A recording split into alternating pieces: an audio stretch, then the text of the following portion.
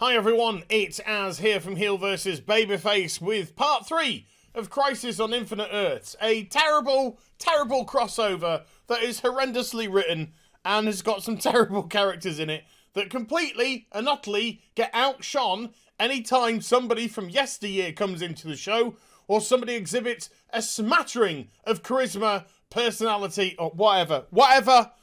Let's just get into it because this show's driving me crazy. Christian channel. Right, so we start off with something rather interesting. There's rain coming down. We've got a Dutch angle. My goodness me. Something actually looks a wee bit different.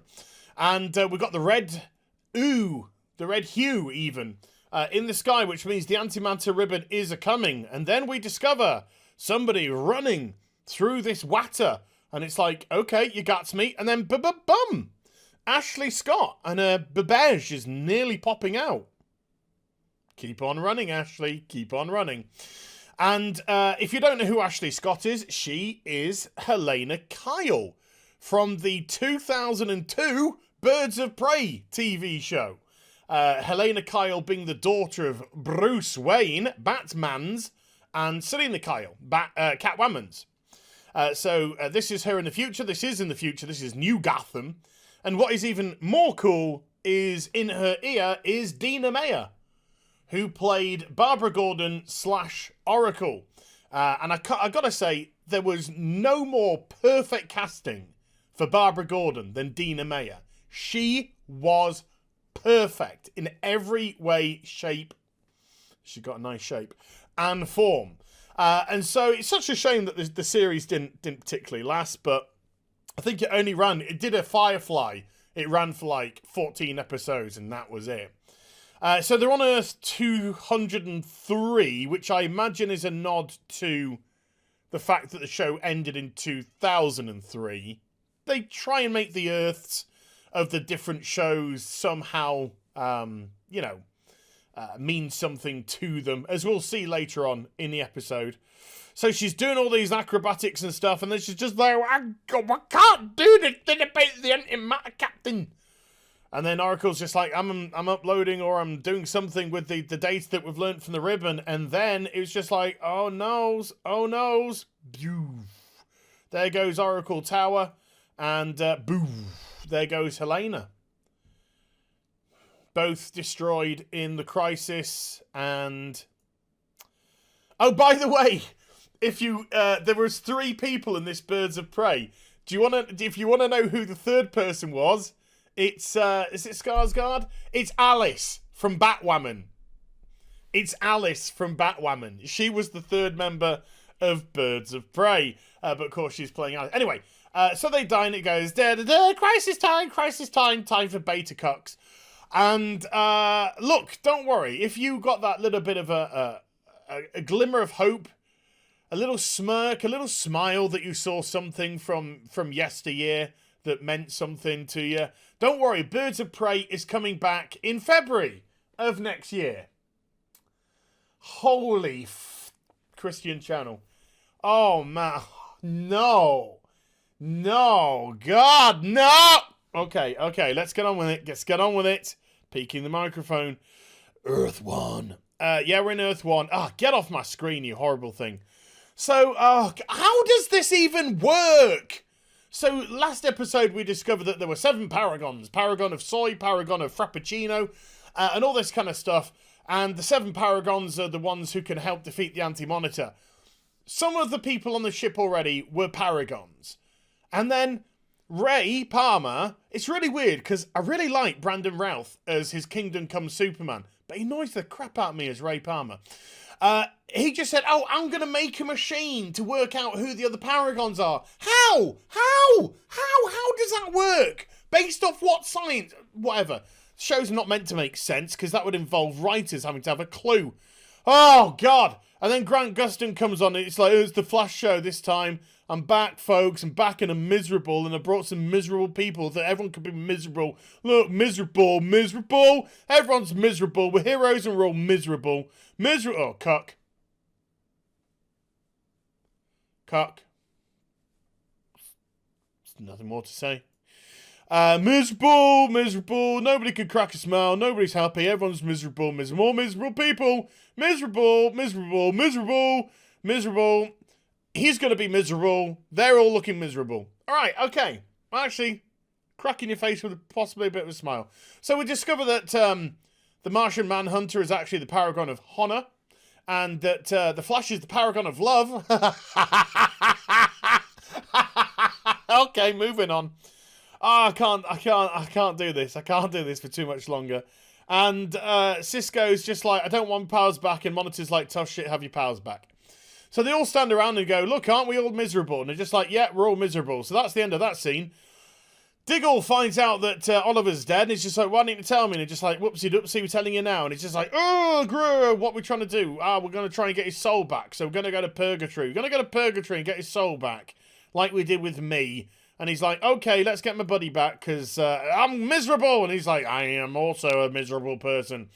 And then Katie Lotz is like, hey, look, women can be miserable too.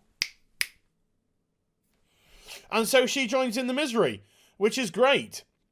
Then we get, I think Batwoman's just walking around with kryptonite going, I might kill Supergirl at some time. I'm not sure. Thinking about it. You know, look at that face. She's miserable, just like everyone else. Might have to get the kryptonite out and kill her, because, you know, haven't killed anyone in one episode. By the way, remember when, in the last episode, when she meets up with Bruce Wayne, and Bruce Wayne's talking about his descent, where he talks about how I took a life, and then when I took a life, it was so easy, and then I took another, and before you knew it, I was just, you know, killing everybody, stopping everybody. And then when the showrunner and the writers were interviewed about Batwoman having to kill Bruce Wayne in the episode, how will that affect Kate going forward? And they just went, oh, it won't. It won't. It's fine. You know, even though Bruce had just said in a freaking episode how much that one life, when you take one life, that's all it takes for you to whatever. This show is fucking garbage. Anyway, God, I'm getting raged. I can't do this. I can't do this. I can't do this. I can't carry on. Somebody else, something else, is going to have to continue for me.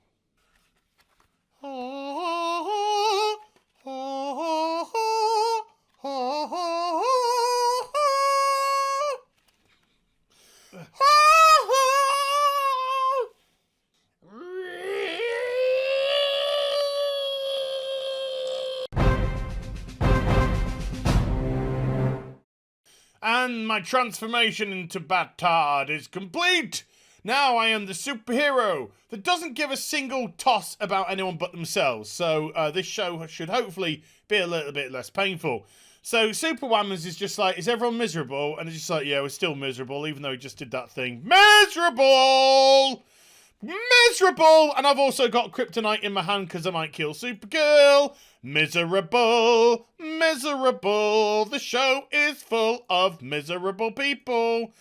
Monitor says, hey, you, have vibe powers back. And he's like, don't want. He's like, tough, you vibe again. And then, oh, this is great. This was a beautiful scene. Barry and Iris having a bit of a slap and tickle in the corridor. And it's just like, oh, isn't it amazing after 6 seasons how we have absolutely no chemistry with each other whatsoever?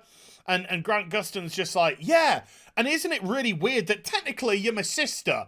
And I seem to have an incest fetish, you know, like on Brazzers. Where it's like, oh my god, my stepsister's come in and she's looking all hot. And then you just... Anyway, we don't need to go into that right now. I'm just guessing that's what the kind of stuff is on there. And Iris is just like, yeah, I'm actually your sister and we're married. Okay, sort of moving on then. Let's have a snog. So they go back into the corridor that Nash Wells unleashed the Anti-Monitor or something in, and he's just like, oh, how do we get in? And Nash Wells is like, I'm here to make coincidences happen. And Vibe's just like, oh, that's great, because now I can look into your memories and I can get the combination lock to let us inside. And he's just like, well, that's why I said coincidence. And that's the end of that scene. Lex Luthor's just like, oh, what does everybody want from the coffee house? Frappuccino Luthor here to save the day. And Supergirl's just like, I'll have a double skinny latte with extra froth, please. And Batgirl says, I'll have, I don't know, a rod up my arse. And Supergirl's just like, hey, how did you use the book to do the thing? And he's just like, I'm not telling you. So she says, right, I'm going to set my 3 pound 6 ounce horrible, disgusting creature onto you. And he's just like, oh, I'm scared. Is she trying to peg me? I'm not too sure. And gives all the secrets away. And he's just like, hey, by the way, you going to kill Supergirl? Because that's going to be quite cool if you do, because it just means I don't have to do it. And then Batwoman is just like, hey, you can't do something heroic like try and save your planet and all the other planets that have been destroyed in the crisis. And Supergirl's just like, well, you know, shit happens. So that's the end of that scene. And yes, you can tell I'm really moving on. Then we get to Earth 666, Los Angeles. Time for actually a good scene. A very fun scene. A scene with actors that have a lot of charisma and chew the scenery and make it a lot of fun because he's actually got a fucking smile on his face. He's enjoying life. He's enjoying things, but everyone else is miserable. So he has this amazing banter with Matt Ryan. It's just awesome. He's just like, oh, how are you doing? He's like, all right, Lucy, how are you doing? He's like, all right, Constantine. And he's like, it's Constantine. He's like, oh, I don't care. So they say, look, mate, we want a trip to Purgatory because one of our mates is dead and we want his soul. He's like, here, have a card.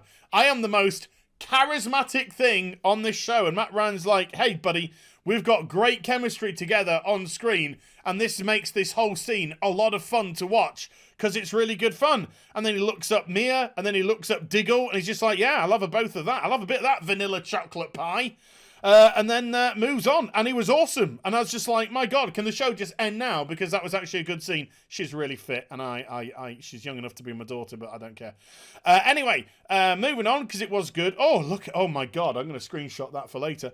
Okay, so they use the card that Lucifer gives them, and it takes them to Purgatory. And Purgatory just so happens to look exactly like Lian Yu, which is Oliver's Purgatory. And they're just like, oh, but when he arrived here, all his memories are gone. So he's not going to have a single clue. Here we are, who we are, and so we've got to make him remember. And Diggle's like, it's fine. I'll just say hi, and he'll be okay. And they're just like, okay, cool. That scene's going to come on later then. So they get inside. They get inside the room with the combination from Vibe. And it's just like, oh my goodness me, there's a cosmic treadmill going on, and there's somebody on the cosmic treadmill, and it's the other Flash. It's the John Wesley Ship Flash, and it's just like, right, Grant, I'm going to speak and act like a hero in every part of the scenes which I do with you now. You are going to look like a miserable little boy. And he's just like, okay, that's great. You carry on doing what you're going to do. It's just like, hey, everybody, I'm going to be miserable and John Wesley Ship's going to be awesome. So that was cool. Ivy Town. Do I even... Oh, God, Jesus Christ. Yeah, so they turn up to this place, Ivy Town. And they're just like, hey, you're the paragon of something. I don't care anymore. And the world's coming to an end, so we need your help. And he's just like, well, if the world's coming to an end and you need my help, then I'm just going to go home and hug my wife until I die. And it's just like, the whole world's ending. But if you help us, it might stop it. It's just like, I don't care. I'm just going to go home and hug my wife because, I don't know, this show has nothing in it and we need to drag it out. And they're like, okay, fine. By the way, we're heroes and this is the elongated man. And he's just like, okay, whatever. So that moves on. Oh, whoops, there goes another Earth 73. And so Bitsy Tulloch is just like, oh my God, Earths are going everywhere. And he's just like, yep, there's not a lot left because everyone's shit and miserable.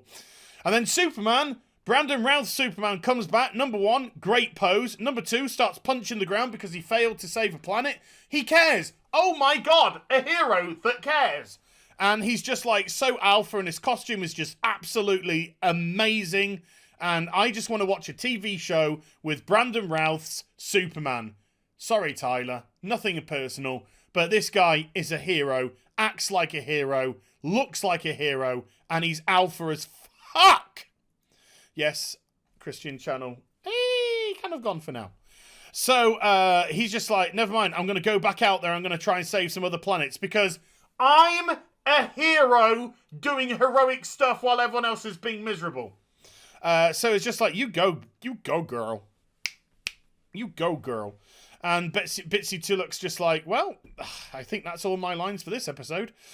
So anyway, they go back to the other place, and Pariah has brought Black Lightning. Bit on the nose, but never mind. Black Lightning into the show, and he's just like, oi, take me back to my planet. And they go, we can't because it's just been destroyed. And he's just like, what? Why did you save me? Should have saved my girls. Should have saved my girls. And then John Wesley Shipp is just like, oh, Jesus Christ, in the 1990s, people used to be heroes. And he's just like, am I a bit too alpha for you? And it's just like, you're kind of alpha. Barry's just like, I'm rather intimidated. Look, I'm very intimidated by your alphaness. So they're just, oh, yeah, Batwoman's just like, hey, don't try and do that heroic thing again. Don't try and save people. It's not good. It's not good. Don't try and save people. Don't try and use the Book of Destiny to do a heroic thing and save people. I haven't saved a single person. In actual fact, I've murdered one, been responsible for the deaths of 6, I've kidnapped 2 people, tortured another person. Bro, anyway, you get the drift. And then she goes, by the way, Supergirl says, by the way, my sister called, and she said, in season 1, I used to be straight. But I don't know what that's got to do with anything. Ruby Rose is just like, oh my God, I'm just a little boy. So moving on to the next scene, John Wesley Shipp's just like, I'm going to do heroic stuff while you just act like a miserable prick. So they're like, okay. So they use Black Lightning to, because they realise that stopping John Wesley Shipp from running on the cosmic treadmill is going to cause all the Earth to explode in a couple of minutes if somebody doesn't get back on that cosmic treadmill. So they're using Black Lightning to just keep it at bay for the moment, and then Barry's just like, this is it, this is it, this is my destiny. This is my destiny. This is how I vanish in Crisis. I'm going to get on that treadmill and I'm going to run. I'm going to run and I'm going to be that person. And John Wesley, and then he starts like crying like a baby, just going, eh. Then we go back to Lian Yu or Purgatory. And then Oliver jumps out and kicks the shit out of everyone. And Diggle's just like, Oliver, you're my friend. And Oliver's like, oh yeah, I remember everything now. Great, that was awesome. Well done, mate. Well done. That was really difficult to do. And then he hugs everyone. And then Iris goes back to speak to this. This is Osric Chow. I've seen him as Supernatural as Kevin, the thingamajig of God. The scribe of God, whatever he was, and he's cool in that. He's a right boring person in this. And she's just like, hey, dude, look, I'm just like you. I haven't got any superpowers, but you can help save the world just by being a regular person. I'm not like my husband. We're human. Iris, your husband is human. You daft cow. He's just got powers. Oh, Jesus Christ, the writers are terrible.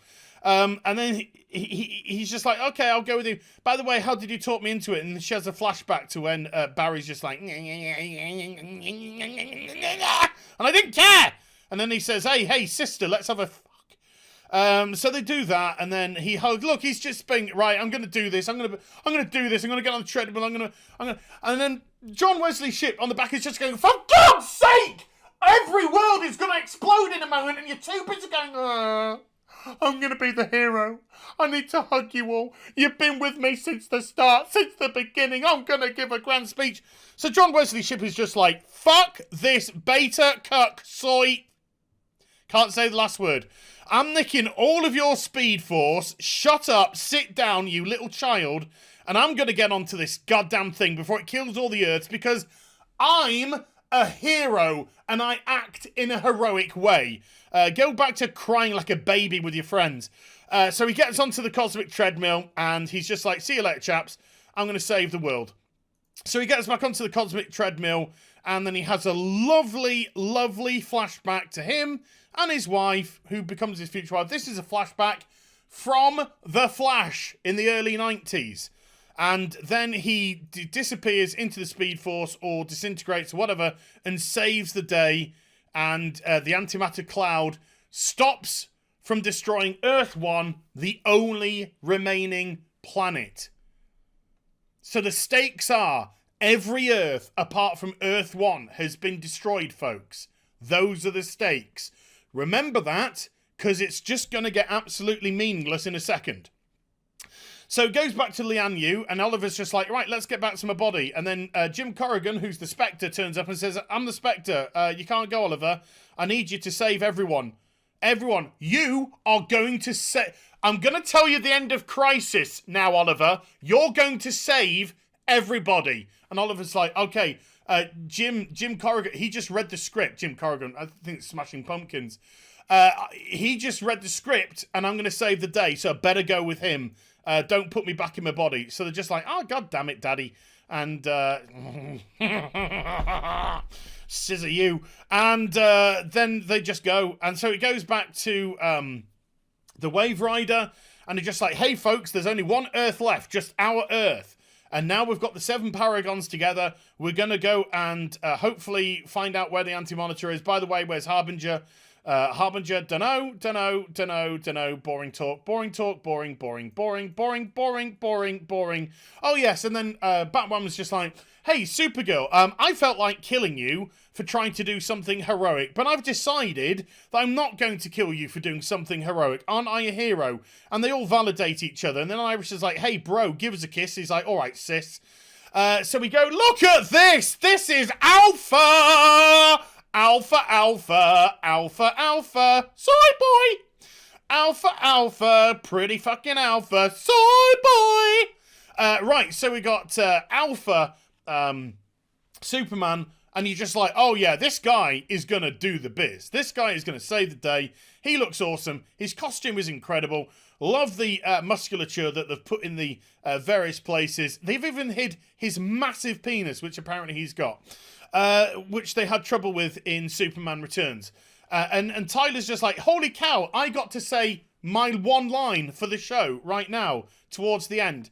And they're just like, oh, wait, Harbinger's back. But no, she's been taken over by the Anti-Monitor, and now she's going to kick the crap out of everyone. And so she kicks the crap out of everyone, and then she kills the Monitor, and the Pariah's just like, oh, bollocks, this ain't so good, is it? And then she starts the antimatter wave again, which destroys Earth 1, but Pariah manages to get the Paragons out in time to Vanishing Point, which is a place out of space and time. And so Earth 1 and everybody on the Wave Rider dies. Which means every single Earth has died. Making it meaningless. Making the antimatter ribbon going across the multiverse meaningless, because now there are no stakes. Everything is wiped out.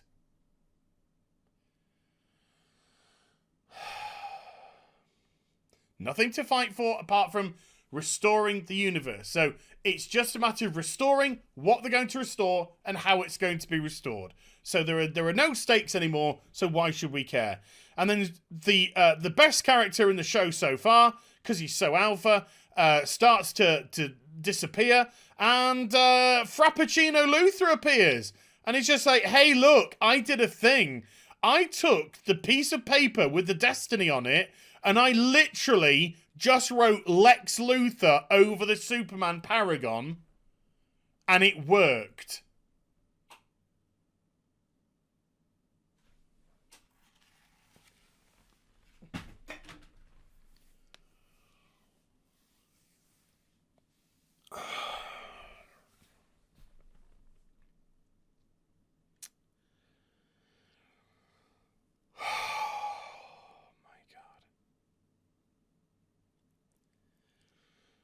Can't write for shit. And so Frappuccino Luther says, hey, what does everyone want to drink? And Supergirl's just like, I'll have a triple skinny latte with extra foam. And he go, ha! And then the credits roll. And now we've got to wait a month to the next episode. And I couldn't possibly give a shit about what happens. So there we go. Crisis on Infinite Earths Part 3. Yeah, whiz through it, because it's one of the most painful things I've ever had to do.